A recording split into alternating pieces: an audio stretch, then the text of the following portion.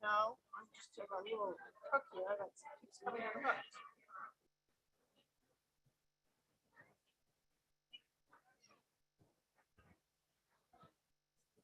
Okay, everybody. One more minute, we'll get started. Come on in, find a place to sit. Plenty of seats over on, what is this, Amy? Stage right? Yes.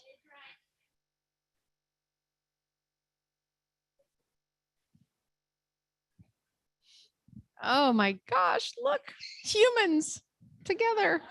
Yay. And hi, everybody on the Zoom. Great to see you there.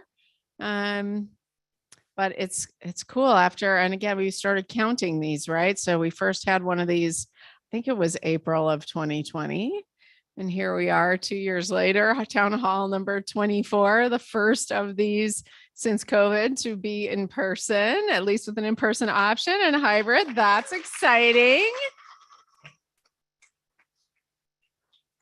Of course, what it means is I can't cheat and look at my notes, and so you're going to get what you get with me up here. But well, I'm especially excited to be with all of you today, since this will be my last town hall with WPI. So I know, yeah, we have a lot to talk about, a lot of updates to give, and so I'm just going to jump in and go through those so that we can have more time together at the end. And you know, we'll still take Q&A online. We've got some folks standing by to answer questions in the webinar and the Q&A, right, Kyle? The same approach as always for that. And for the rest of you, you can just pull out your typewriter and type it on a piece of paper. And no? Okay. We have microphones in the room, so you can actually ask your own question if you want at the end. So excited for that. And so, yeah, let's jump in, and let's jump in and sort of end as we began with always keeping this front and center. And, you know, we're really these, you know, we've always done town hall meetings, usually 2 a year, and just talking about lots of great things going on, but they became really essential during COVID, right? They became a really essential way of sharing information and hearing what people were concerned about, and trying to make sure everybody got enough insight and transparency into what we were doing and why we were doing it. And I think this North Star has always spoken to me as, you know, again, as just something that we always want to keep in front of us about keeping us safe and healthy. And that has taken on a whole new connotation this year. We'll talk some about updates on mental health. That's probably the single biggest topic I want to talk to you about today. Serving our students, they remain always front and center for us, and supporting all of you in doing that. And I know that's been especially tough just as these 2 years have dragged on. I'm really excited that 3 weeks from today is the last day of classes for the year. So it's almost summer. Hang on, hang in. And we'll talk some about summer and summer hours and such as well. Keep our family together, which we've really been able to do, and treating each other with care and respect. I think that one is something we can share even beyond the borders of WPI, has become more and more of a challenge, right? Everybody is on edge. Our lack of connection to each other as human beings has made it easier to treat one another poorly, I think. And this community has always really prided itself on being respectful to each other as much as we can, at least most of us are. And so I appreciate that. But to me, it's one of the most important reasons to get people back together in person, is so that you can look people in the eye. And we can always disagree, but to share differences of opinion with great respect and care is something that I hope we can carry forward. And then the broader community continuing to serve that. You'll see some pictures in a second of that. I threw these slides about the strategic plan up front. I'm not really going to talk much about the strategic plan, but I did this for 2 reasons. One, this is our other North Star, right? Our mission, our values. And I think as we transition out of the COVID era and into the future, this really becomes that North Star encapsulated. What are we trying to do? Why do we exist? To transform lives, to turn knowledge into action, to address global challenges, and to revolutionize STEM through what is distinctive and wonderful about WPI, which is inclusive education projects and research. So that's really a mission statement, should be that North Star. And then the values too, of just keeping those front and center. So as you look forward, I hope folks will carry this forward with them as our new North Star. You know that the plan has 3 goals. You're probably tired of seeing these slides at this point, but well-being, access, and affordability, purpose-driven education and research, and our inclusive community. And so this is the framework for our plan. We have implementation teams that have been working all year on topics underneath these 3 goals. And you're going to get to hear from them right after this meeting out in the ODAM lobby here. You'll see different posters from the different implementation teams. So I want to make sure that you stick around after this session, go out. We have a refreshment or 2, right? We're going to have a little bit of munchie and talk to the folks that have been leading this. And recall, we asked for volunteers from across the organization. We've got people who aren't the usual suspects always being involved in these teams. And please talk with them about their progress, share your input on their thinking about their go forward goals for next year, and get involved in implementing Lead with Purpose. And as I transition from WPI, one of the things that's really comes through strongly in the listening sessions that have taken place through the search process, in conversations with the board, with the leadership, with the community, is, we built a strategic plan and we believe in it. We believe in this direction. And although there could be a new president who comes in and wants to put their own spin on it a little bit, these are the directions that we think are really important. And so I really hope this plan will serve as a framework for the institution to continue to move forward. So please engage outside. I know Rachel LeBlanc, is she here? There she is. She's going to wave y'all out there at the end of the session. So please do engage with us on that. Now, delightful, dazzling, delicious, fabulous, D term. Darn it, I ran out of D words there. Right now, I think as we're coming out of this difficult time with COVID, of the incredible challenges with student mental health and all of our mental health as well, we really were working to make D term a term of reconnection, a term of community building. And, this week, Arts and Sciences Week. Is Jean here? She's probably off at an Arts and Sciences Week event. We're building community all over the campus. And these are just a few examples of community building. And look, we have a lot of work to do on sort of our structures and the skills that we all need to build and all of that. And that's coming in lots of word slides after this. But I just want you to focus for a second on all the things that all of you have made possible, all of our students have made possible through D term to help rebuild community. And I really hope we can carry that spirit forward as we move into fall of next year. Everybody needs a bit of a break over the summer, and I get that. But as we come back into fall, just again, really keeping this community front and center is going to be essential as we rebuild connections and relationships. So whether that's working with local organization, this was at IQP, I think, here in Worcester on, food insecurity, fabulous new sorority on campus. And I wrote down the Greek letters so I wouldn't forget them. And then I left the piece of paper in my office. And this is why, tell me, Zeta Beta Phi. Thank you. Zeta Phi Beta. Thank you, Deborah. Right on. So close. Yes. Incredible launch, first new sorority to launch at WPI since I've been here, which is thrilling, and great sorority. Now on campus, the lower picture is from our wonderful talent show, Goats Got Talent. This young man in the blue shirt in the center who won one of the awards had never performed before a live audience before. Unbelievable, like the talent in that community. And you just notice one little guy sort of standing off here to the side who did a spectacular job playing the piano as part of the talent competition. Incredible. So anyway, students, faculty, staff, collaborating, working together, as Jean would say, coming together in unity. That's what we want to see. And new things starting, old friends reconnecting. That's the kind of community building we all want to see going forward. So I hope you're all finding it a dazzling D term, and you're like, yeah, I'll find it a dazzling when it's over. But we will get there 3 weeks from today, last day of classes. So I want to, so that's sort of the community building part, which again, to me, it's job one as we deal with mental health challenges on this campus. So much of it is about lack of connection. And there's a whole bunch of other things happening. And so I want to thank Philip Clay, Ron Bashista, all of the leads of the different teams as part of the mental health implementation team, building upon the extraordinary work of the task force as well as inputs from other groups. We took all of their inputs about the things to do, and you'll see here in a second that we have gotten additional inputs since we last spoke that we're also incorporating into that work. And we've got, again, this sort of CERT-like response, right? CERT, very organized, met with a really strong cadence, was very action oriented, was all about getting things done. And that's what the mental health implementation team has now taken up. So the MIT, as we're calling it, it's met weekly since the first week of March. So it's up and going at a fast cadence. I'm going to show you an org chart in a second, but the teams, it's made up of several, what the Colonel calls sections. Each of those teams includes, or the teams across the board include faculty, staff, undergraduate and graduate students.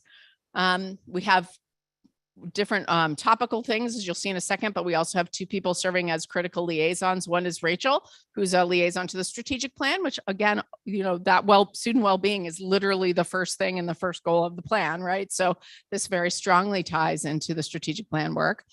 Also, there's a parents group that's very, very engaged and very interested in understanding what we're doing. And so we've got Stephanie Pasha, who I saw earlier. Raise your hand, Stephanie, thank you, who is serving as the liaison to this WPI Strong Parent Group. So again, we did get a second round of inputs from the task force since we were all last together at a town hall. So one was about sort of revisiting underrepresented populations on the campus, make sure they had a strong voice. So those recommendations are folded into the structure I'm about to show you. The second bigger piece was about faculty and staff well-being, which is all of us, right? And there was a lot there.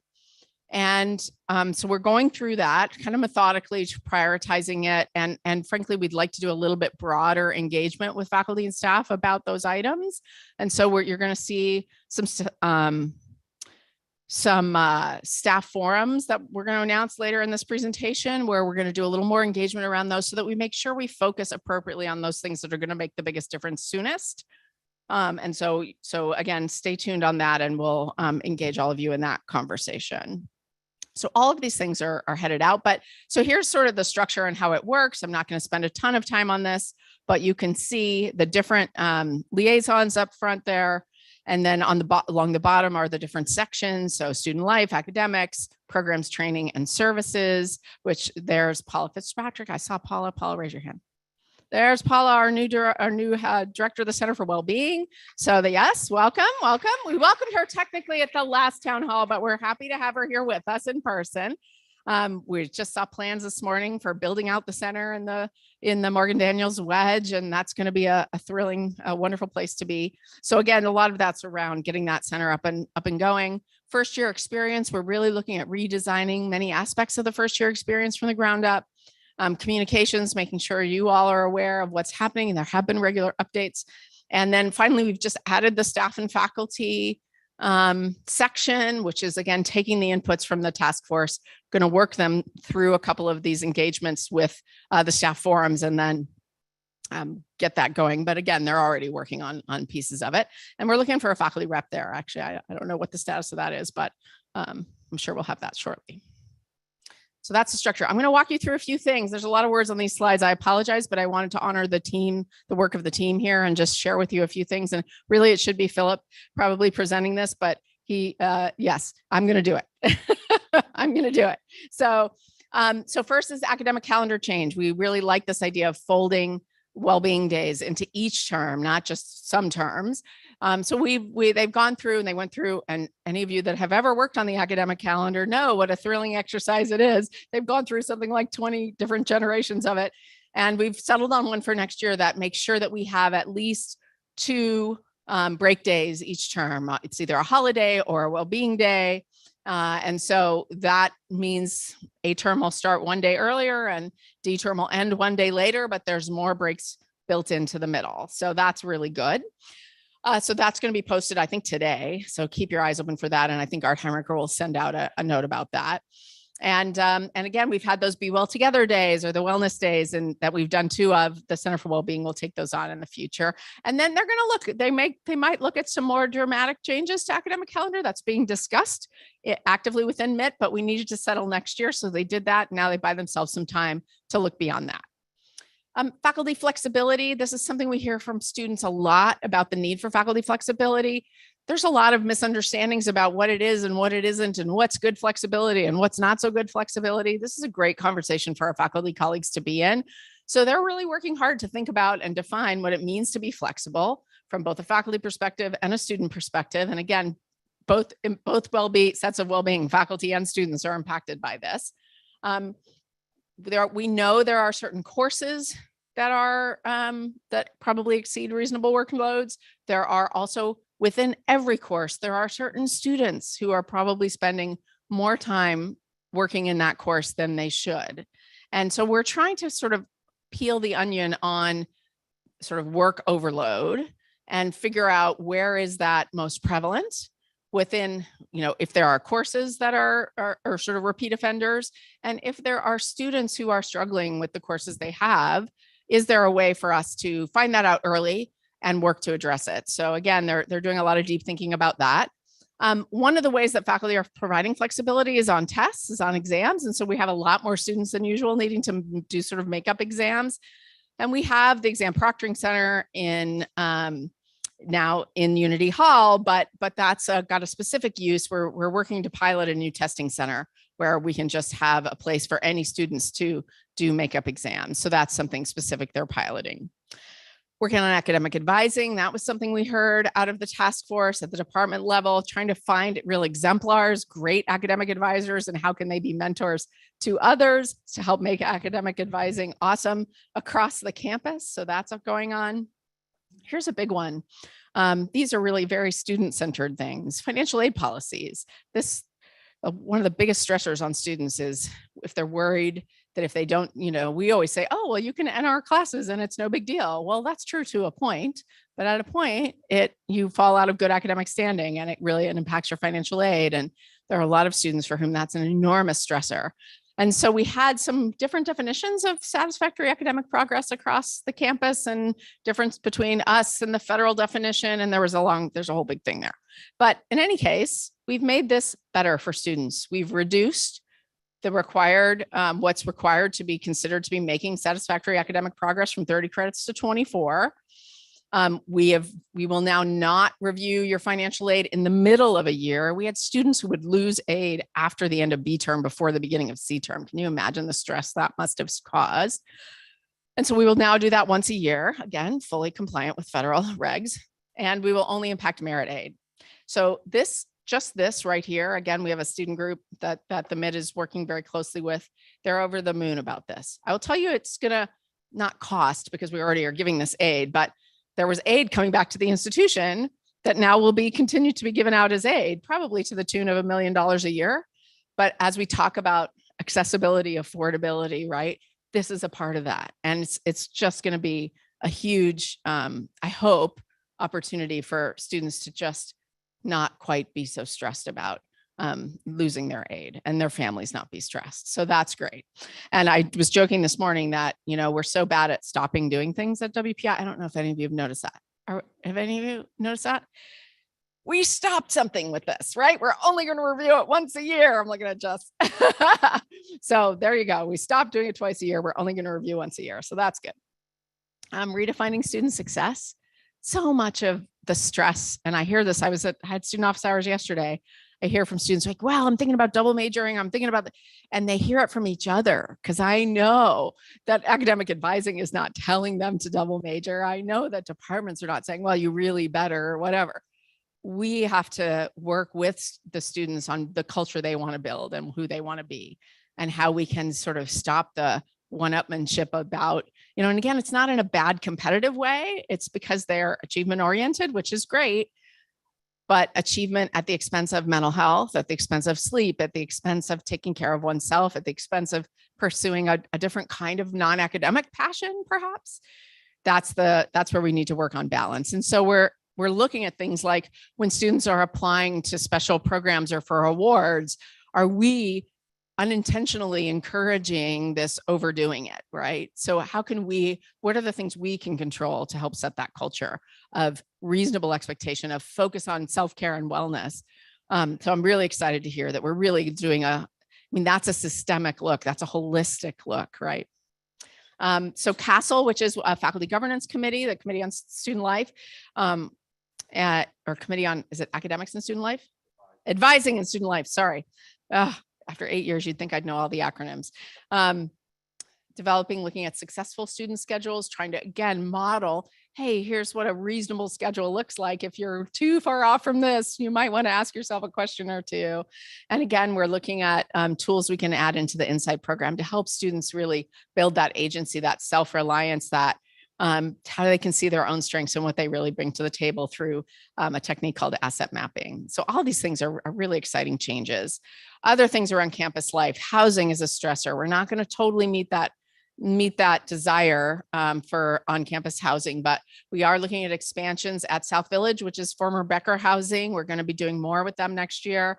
We also have a student center down there, which is going to be a great sort of social relaxation space for students down at South Village. Looking at tagging affinity spaces on the campus for certain student groups. Lots and lots of student clubs are really looking for either dedicated or shared spaces. I think this is a big one that we've got to just get our heads around. Again, Marta mentioned the Center for Wellbeing. We're reconceptualizing new student orientation. They've basically broken it down to its component parts and are asking for each one, yes or no, or stay or go, or update. How do we want to rethink this? And how can we maybe not cram it all in those first few days, but extend it over more of the first year? So to make the whole first year an onboarding year, and even back before they come in August, right? Starting earlier in the summer. Again, that WPI Advocates is that student group that I mentioned. That's a group of students who are partnering really well with us, who are, again, tracking what's happening in the mid, giving their input. A lot of them are participating in various teams there. And then the last one is a tough one. And I wanted to just be very upfront and mention it here. We've had a certain approach and a protocol in the event that we lose a student, and thank goodness that hasn't happened since very early this year. But sort of each time, honestly, sort of sending out a blast email, and it just, by the end, it was not feeling like that we are serving our community well. I know everybody wants to be in the know and everybody wants all the information. And I know, me, I'm so about transparency that I put glass walls on my office, and that was purposeful, right? Like it is a core value for me. And I worry about, is that serving our students well? At this point, is it serving our community well? And so we've got some input from Riverside Trauma, who are wonderful folks that have been working closely with us and have done a whole sort of review of our protocols. And, they're have some suggestions for us. We're doing some consultation with peer institutions. And I think it's pretty likely we're going to change those protocols, actually. Really what we want to do is focus on the students and faculty and staff who are closest to a person who's been lost, so that we can focus our resources on them, those most directly impacted, and minimize any possibility of for lack of a better word, contagion. So this is a hard one. It's a hard one to talk about, but I wanted to be really upfront with you all that we're thinking about it. And, again, this is something that's going to carry on even after I go, but I think it's important. And I think we have to be willing to ask ourselves hard questions. No, never in the history of ever at WPI have we dealt with what we've had to deal with this year, and it's going to cause some changes in how we do things. And I think that's a positive thing for the institution. But so stay tuned for more on this. We'll continue to communicate with you about the protocols. But, I would say expect some changes. So a few other additional things here. Training, they're piloting and evaluating all kinds of new programs, which is exciting. This QPR, question, persuade, refer, very sort of simple protocol around suicide prevention. A few other things here. We're looking at expanding wellness offerings to all employees, not just those that have our insurance. What a concept. That's exciting. And again, I mentioned already that bottom bullet, that the additional task force recommendations about employees are going to be added to MIT after they're discussed in the staff forums. So that was it about mental health and well-being. It's a lot, right? There's a lot of words on the slide, so sorry about that. But I just wanted you to get a sense that we're kind of taking the institution and turning it all every which way and examining it based on the great input from the task force and others. And we're taking some actions here, in addition, and I didn't, again, recount for you, the counselors we've hired and the reorgs we've done and the additional advisors and all of the things we're doing. But but we're doing a lot more than that too. And that's going to continue right through the summer.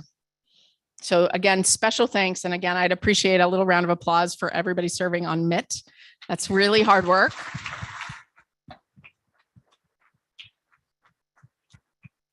You can imagine that's really difficult stuff, right? Every single week, as hard as coronavirus was, this is harder. But we still are dealing with a little bit of COVID. I don't have a bunch of updates for you here. As you know, we've stood down CERT. We do have a very small, nimble team who's continuing to communicate regularly. We call them the coronavirus monitoring group. I'm going to have everybody who's served on some part of CERT is going to invite to my house tomorrow to come and have a little celebration for CERT because they really deserve it. They did incredible work over the last 2 years. Here's where we are with protocols. I think you all know this. Masking is optional indoors, but encouraged if you wish. Certainly, anyone is free to ask others to mask. Routine testing once a week. We were toying with going to optional testing. A lot of universities have gone to optional testing at this point, but anybody who's looking at our dashboard knows that we've seen a little uptick in cases. Mostly that is coming from off-campus weekend activity of students. Not surprising. Nobody's getting particularly ill. It's just is what it is. So we decided though, given that that's happening, that we're still seeing some cases around the campus, we think just for the rest of the academic year, let's keep the once a week requirement in place and have everybody do that. After that, I think the team is talking about what to do next. First of all, frankly, we don't exactly know what the Broad's going to do next year. But now we have such a great supply of rapid tests. They're very effective. So my guess is we'll move to more of a rapid testing protocol for people who are symptomatic, or if you're just nervous about it before you go to an event or whatever. Hopefully we'll have those available so folks can be rapid tested as they need. And we were getting a lot of questions about booster requirements and vaccine requirements for incoming students. We did put that in place for next year. So every first year student, undergrad, grad will need to be vaccinated and boosted before they come to campus. So we will be checking that for the fall. And then, again, as we get into the summer and fall, we'll be communicating with you more about what's happening there. So that was really it for COVID. Just a few other things going on. Class of 2026. Can you believe it? Woo, woo, woo. 2026. How old are we? I mean, really? Yeah, we're very old. So they're on their way. The deposit deadline's May 1. So that's, again, about 3 weeks from now. So this is crunch time. We're at about, as of this morning, about 550 deposits against a goal of 1350. So again, we're coming down. We're bringing the size of the class down compared to last year. And we are going to work really hard not to overshoot. We have set up the whole thing to try to help not overshoot. So that's the goal. Great looking class, again, wonderful. And so this is the time you're going to see tons and tons of visit days and, people touring and anything you can do to help encourage those students. If a student takes the time to come to campus, they're much more likely to deposit with us. They're much more likely to come. So those are the people. You want to be nice to someone, be nice to them. That's a good time of year to do that. So thank you for everybody, all the departments, everybody that works so hard to help us bring in that class, which is incredibly important. Faculty ombuds. So we have ombuds on this campus. We have a staff ombuds and a faculty ombuds. It doesn't mean they're only an ombuds for faculty issues, but we have one faculty member and one staff member who serve as ombuds for the institution. It's a really important role. And the person who was doing it is no longer doing it. And so we have application open for faculty ombuds. So if you're a faculty member, you're interested in serving in that role, we sent an email out about it, right, Kyle? In WPI today, you can go find the announcement about that. And if you have questions, you could just shoot Kyle Siegel an email. I'm sure she'd be happy to talk to you about it. Okay, performance management. I know we're excited about that. So T&I is working on our process, doing some streamlining and things on the process for this year. That will come out later in April, so stay tuned and watch for that. I don't have a salary pool to share with you yet. We got to get the board to approve that in May. But we understand that, inflation is real and we're working really hard. We are not infinitely rich, as you know, but we are working really hard to have a larger salary pool than usual. And so we will share that with you as soon as we have that approved by the board. But we're working on it. And again, fingers crossed that we can do something reasonable. Summer hours, it's almost summer again, 3 weeks from today. So starting actually summer hours and summer sort of summer work will be May 23rd through August 19th. So we're going to add an extra holiday. So right now, July 1 is not a holiday. It is now. So we will be closed on July 1st. So you're welcome. And yeah, you can clap. Woo! Have a great 4th of July weekend. So this thing we did last summer, I will not promise you that we will do this every summer, but we are going to do it again this summer, which is everybody gets a 4-hour flex block each week to take a bit of extra time in addition to summer hours. So closing a little earlier, everybody can have that 4-hour flex block. But I just want to emphasize here, I had heard, I have no evidence this was actually true, but that there were some offices where like everybody took it on Friday afternoon and then students were visiting and they couldn't get into an office or it wasn't open. We do need to make sure offices stay open. So people guys got to work those in your offices. No meeting Fridays. People seem to like that. I say we try it again. What do you say? Yeah. Okay, good.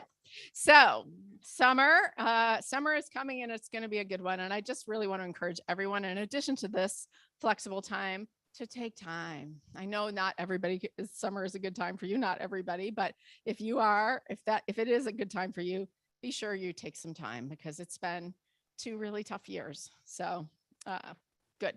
And then I mentioned these staff forums. So here's, there'll be, that's not next week, that's week after next. So 2 staff forums, we'll put something about those in WPI today as well. But again, come and talk about how it's going with staff. We're working really hard to get the staff council launched. We're going to be trying to do that very soon. But in the meantime, this is a great opportunity for staff to come together and give input on the task force recommendations, on their priorities for next year. So please do plan to attend. Okay, other news. So you all know that Andy Everdale had to step off the board due to some work activities. Jack Mullen stepped back in as sort of, he wasn't officially interim, but as chair to fill the gap. But just on Friday at their meeting, the board elected Bill Fitzgerald as the new chairman. And he started that appointment immediately because the board feels that it's important with the transition in the presidency to go ahead and have the new chair already in place. And so Bill has already started as chair. So many of you know him. He's class of 83. He was just recently retired from General Electric, where he was head of commercial aircraft engines. So it's great timing for him to step in as chair, having just retired from working full time. Although I think he and his wife would both say that he's flunking retirement. Just a great human being, married to an engineer. She's from Carnegie Mellon, but we won't hold that against her. She's been super active in WIN, in the Women's Impact Network. They're just a great WPI family. So next time you see Bill, yeah, that's a good one. You can congratulate him. And the board is shaping up really well. We actually have a lot of board members rotating off over the next couple of years. So we're adding a lot of new board members. So that's going to be exciting. There's going to be a lot of great new energy on the board, which I think is going to be wonderful as well. And it's, again, important to have a great board chair in as you're looking for a new president.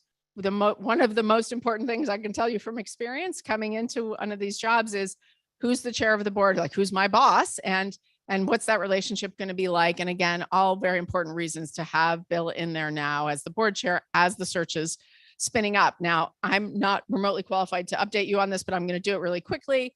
Lauren Turner and David LaPrey, who's chairing the search committee, have been doing an amazing job engaging the community. Just to let you know some of the things that have been happening.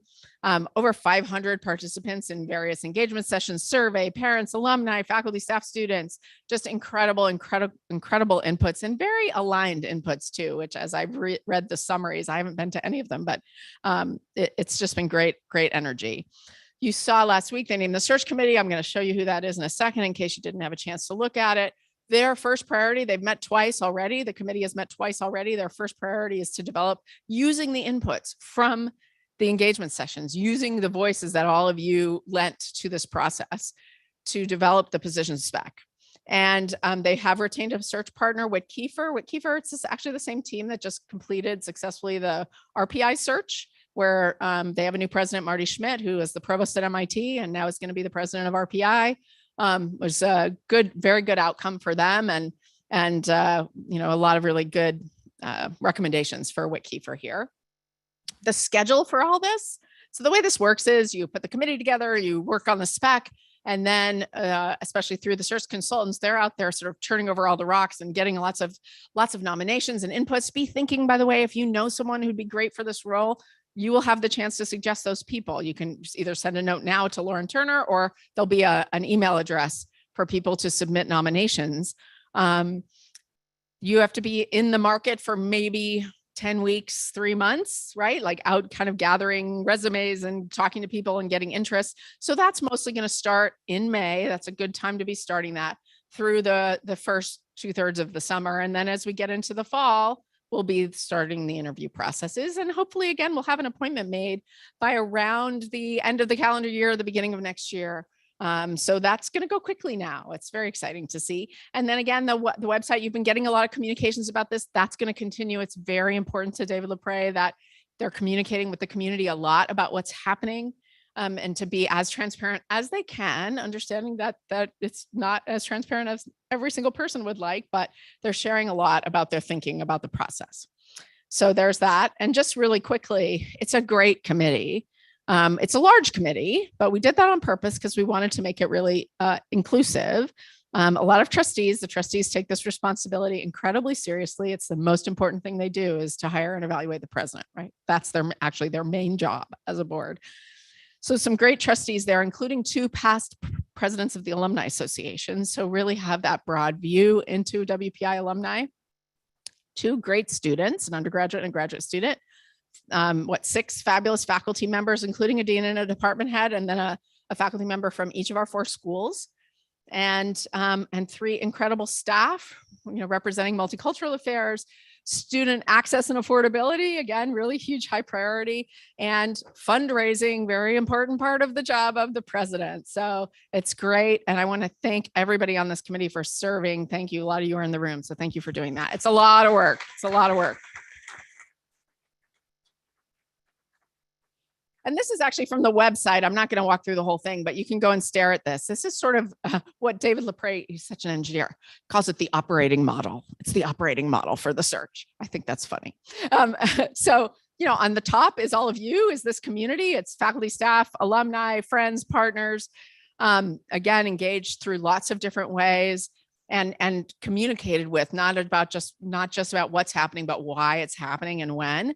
The search committee, you just saw that they're really at the core of actively managing the search process. Their job is to come up with a slate of names to recommend to the board. They do not pick the president. They don't rank the slate. They come up with several possible candidates to forward to the board for the final decision. And then the other big piece is this advisory groups. And those of you that were here when I was hired, there was an advisory group. It came a little bit late in the process. They're building it in from the beginning here as a way to have even more engagement with the community. So some of you will probably be asked to get involved in this, and those won't get set up until a little bit further down the road, but stay tuned, and it'll be important, and people will be drawn from those as part of the interview process. And again, to give more community exposure to candidates and finalists.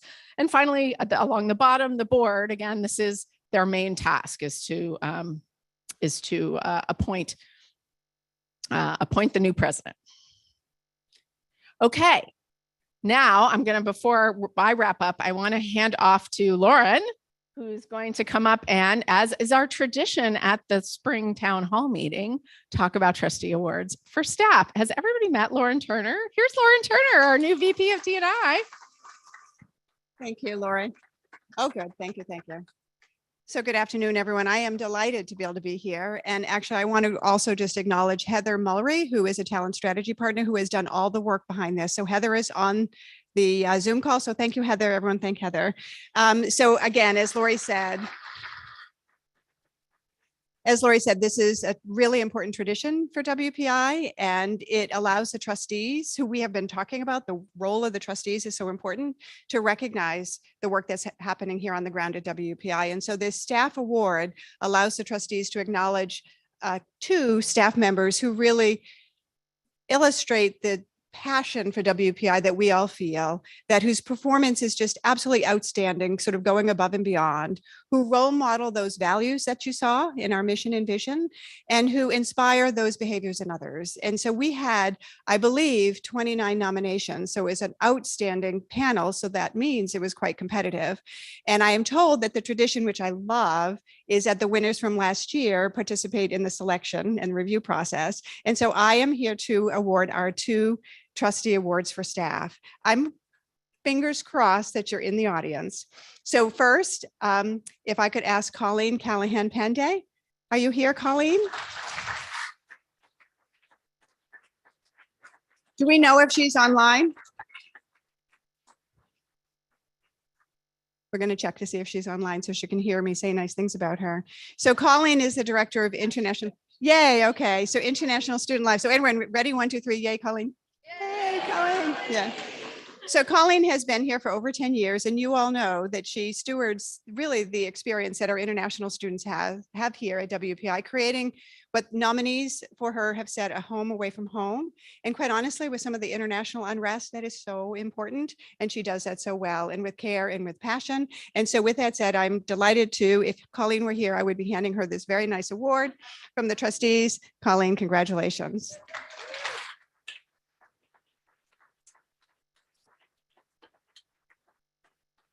And our second award winner is Teresa Geddes. So is Teresa here? Okay, you got to come up. You got to come up. Yay. Congratulations.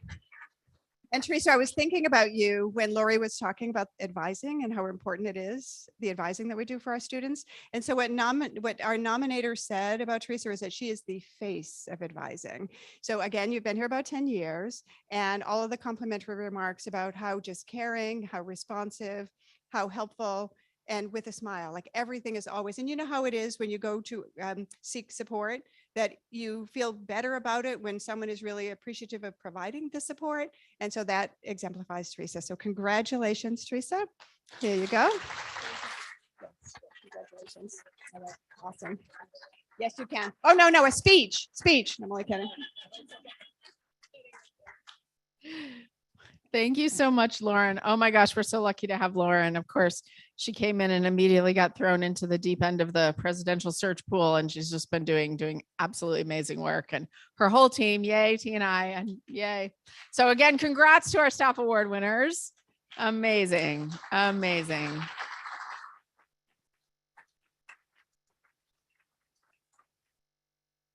Okay, well, here's the slide that I've been dreading so much that I can't even make myself think about what I want to say. So I'm just going to make it up.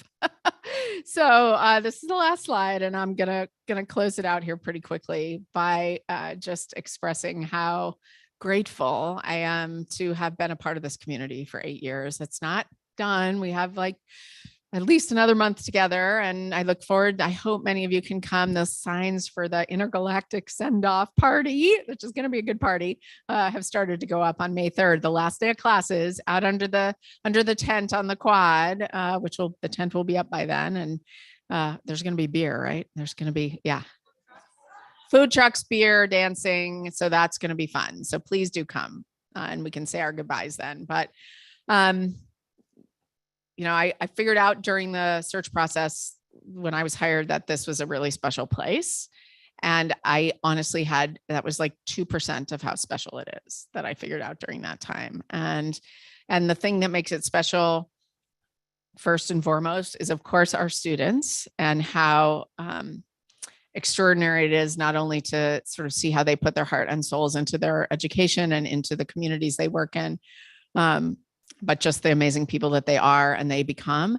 But that doesn't just happen. That happens because they are guided in that journey by all of you in this room, by everyone from, faculty members to Chartwell's colleagues, plays roles in the development of our students. And every one of you has a role to play in making amazing impact in the world through the lives of our students. So being a part of that kind of community. And I think people know that, they feel that when they work here, right? That's the kind of work that we get to do every day. Being a part of something like that, it's unforgettable. And I never will forget. I am always going to be a part of this community. I will always have WPI in my heart. And all of the kind words from all of you at various points over these last 2 years when I've really needed them have just kept me going and lifted me up. So I will never forget all of you. To the senior team at WPI who's worked so closely with me, I want to thank you especially. You've made this an amazing journey. But crap, I'm going to miss you all. I'm going to really, really, really miss you all. And I love WPI and I love all of you. So thank you for that. And I'm happy to take questions, and let's wrap it there. So thank you.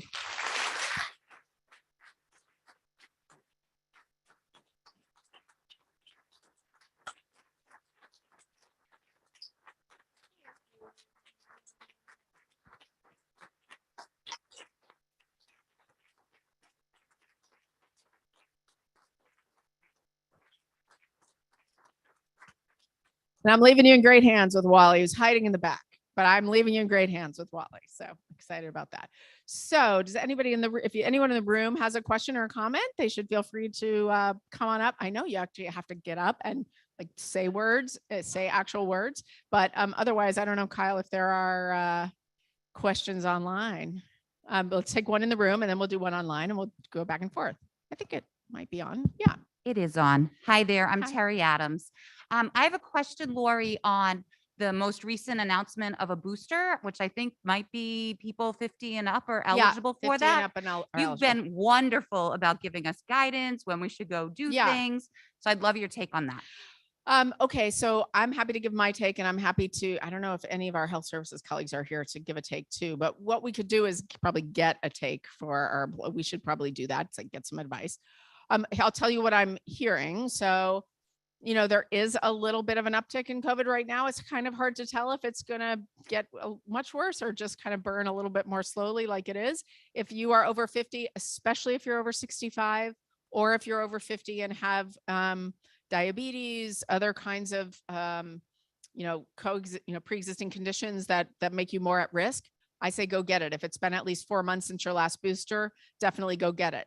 If you have recently had COVID, and most of you don't know this, but I recently have had COVID about a month ago, 3 weeks ago, I had COVID. I'm well over it now and I'm fine. It wasn't that fun turns out, but I'm fine. I should wait a couple months to get mine because I've got some good old natural immunity built up as a result of having the infection. So if you've recently had COVID, if you've had COVID in the last 90 days, I would say, I actually got advice from the chief NASA, I shouldn't name him, I'll probably get in trouble, flight doc about this, not directly, indirectly, but he said, sort of 60 to 90 days if you've been infected. So that's probably the right timing. So look, I think there's a ton of evidence that it's safe. And especially for older people, it's really providing good protection against bad outcomes. And so I say, get it. We're not going to, we haven't talked about requiring it. I think we're going to have to wait and see whether they start having some more Omicron specific shots and such. The jury's still out. You can ask. So if you're around a commencement, Rochelle Walensky is going to be here with us. I forgot to put that in there. The director of the CDC, you can ask her, see what she thinks. Thanks. Do you want to do an online one and then we'll do okay, go ahead. Hi. Hey. Thank you for the additional time off this summer. You're It is welcome. very appreciated, especially after this year. With regards to the academic year, those break days each term, it seemed like they're geared more towards faculty and students. Will there be anything for staff? I think it's a great conversation to be in, maybe at one of the forums about, are those break days the right break days for staff, or should we do something, perhaps, do staff end up working in support of students on those days? And so do we need to think about different types of break days for staff? I will say, as we do Be Well Together, it really is intended to be for everyone. So if we're not reaching staff, that's something we need to understand and know about. That's why I'm so excited about the forums, but also the staff council to help give us better, more regular input on and to be out talking with all the staff and bringing that back to be telling us like what else could we be doing? What else would make a difference? We just haven't had a strong staff voice at WPI. And, you know, it's in the strategic plan. It's something I'm committed to. Lauren and I were talking about it today. I would love to sign it into existence before I go. Like my parting shot will be, let's get the staff council up and going. So I'm excited to see that happen. And again, just really appreciative of all the work. Thanks. Sir, anything from you? Yes, a question from online. Oh, you have a mic and everything. Wow. Is there any discussion about requiring a second booster shot for employees? There is at the moment, no, we haven't. No, we haven't. Again, it's recommended. It's not, you know, I would recommend, especially if you're over 65 or if you're over 50 with comorbidities, that you go ahead and get it. And frankly, if I was over 50 and hadn't just had COVID, I'd be getting it now. So I think it's actually, I am over 50. Sorry. Damn, I am over 50. I am. Yeah. Highly recommended. I don't know that we're going to require it. Yeah. Any other questions in the room? Anything else from online? A request that you resume your early COVID practice of blowing us a kiss goodbye. Oh, all right. I will at the end. Let me remember. But is that Colleen that I see in the back of the room? Come up here.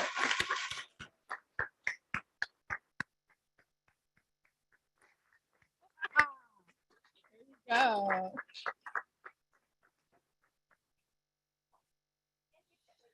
You're like, yay.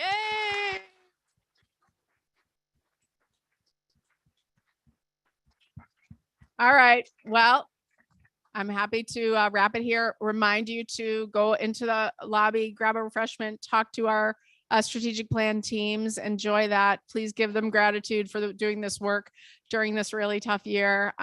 Again, thank you all for everything. I will see you before I go, but thank you.